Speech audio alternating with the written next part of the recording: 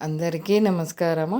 మునగాకైతే ఇలా మనము అంత తెచ్చుకున్న తర్వాత కొమ్మలతోటే కడిగి మనము నీళ్ళన్నీ వడిచిపోయిన తర్వాత ఆకంతా రిల్లేసుకొని ఒక కాటన్ క్లాత్లో పోసి ఇంట్లోనే ఫ్యాన్ కింద మనము వెడల్పుగా వేసుకున్నామంటే తొందరగా ఆరిపోతుంది, పొడి పొడి అయిపోతుంది.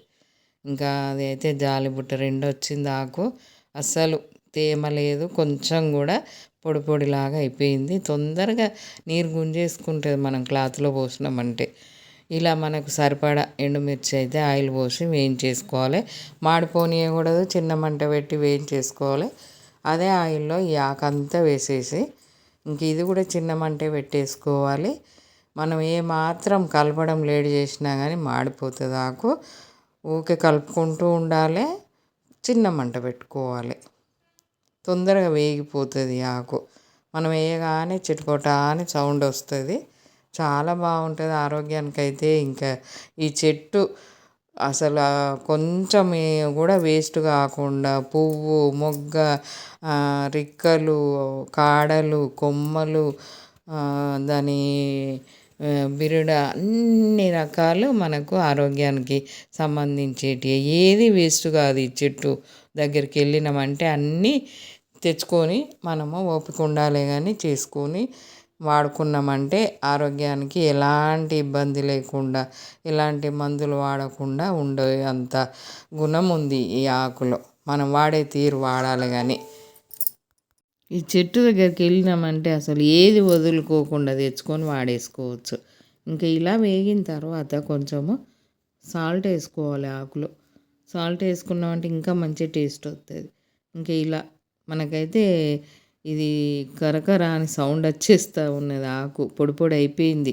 మనం కలుపుతూ ఉంటే సౌండ్ వచ్చేస్తూ ఉన్నది. ఇంక ఇలా వేగిన తర్వాత స్టవ్ ఆఫ్ చేసుకోవడమే. అది పొడి పొడి సౌండ్ వస్తూ ఉంటే స్టవ్ ఆఫ్ చేసేసుకోవడమే. చిన్న మంట పెట్టి మటుకు వేయించేసుకోవాలి. ఊకే కలుపుకోవాలి. ఈ జాగ్రత్త తప్పనిసరి పాటించాలి. కలపడం అస్సలు ఏమాత్రం వదిలిపెట్టద్దు.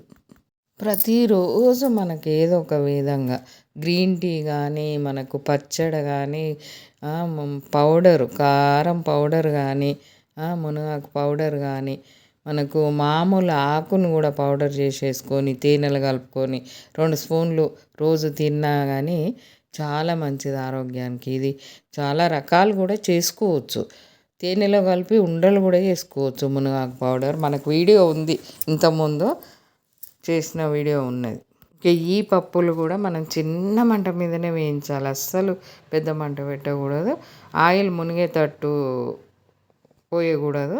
మనం కొంచెం ఆయిల్ వేసేసి ఇంకా 3 పిరికిళ్ళు శనగపప్పు, 3 పిరికిళ్ళు మినప్పప్పు, 2 పిరికిళ్ళు జీలకర్ర, 3 పిరికిళ్ళు ధనియాలు వేసాము. చాలా టేస్టీగా ఉన్నది. ఇంకా పౌడర్ రెడీ అయినాక అయితే ఇంకా ఇలా వేయించేసుకోవాలి. చిన్న మంట పైనే వేయించేసుకోవాలి.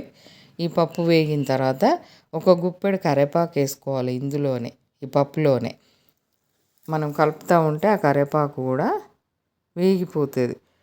ముందు ఆకులు అయితే శుభ్రంగా కడిగి తడి లేకుండా మనము ఆరబెట్టి పెట్టేసుకోవాలి. తడి లేకుండా ఉండాలి.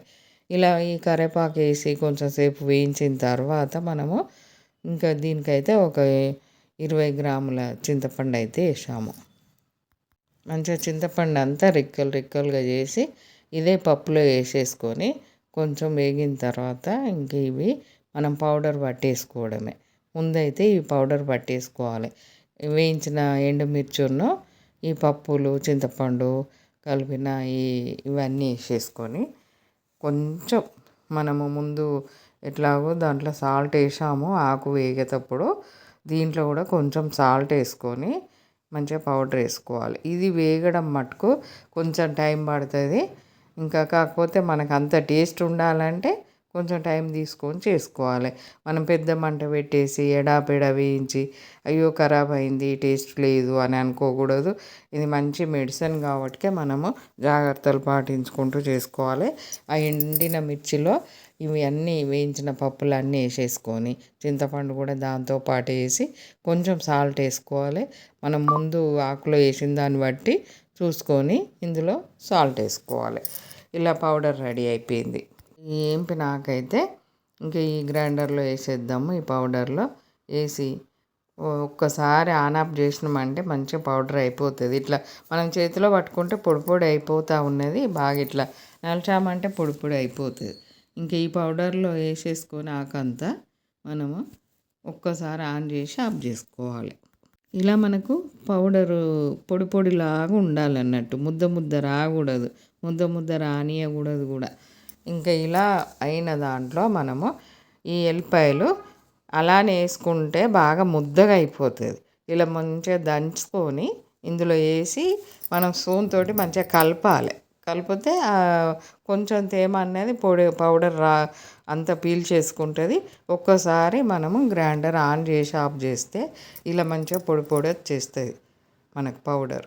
మంచి గ్రీన్ కలర్ తోటి మంచిగా ఇలా పొడి పొడిగా ఉంటే మనం వేడి వేడి రైస్లో కానీ దోశలో ఇడ్లీలో అన్నిట్లో వేసుకొని, ఇంక ఇది తప్పనిసరి మనం పొద్దున్నే ఒక 2-3 స్పూన్లు వాడామంటే మనకి ఇంకా రోజు ట్యాబ్లెట్లు అవసరమే అదైపోతుంది. రోజు వాడాలే కానీ ఇది ఒక బాటిల్లో ఎత్తి పెట్టుకున్నామంటే ఎన్ని రోజులైనా నిల్వ ఉంటుంది. ఇలా రెడీ అయిపోయింది. లైక్ చేయండి, షేర్ చేయండి, సబ్స్క్రైబ్ చేయండి.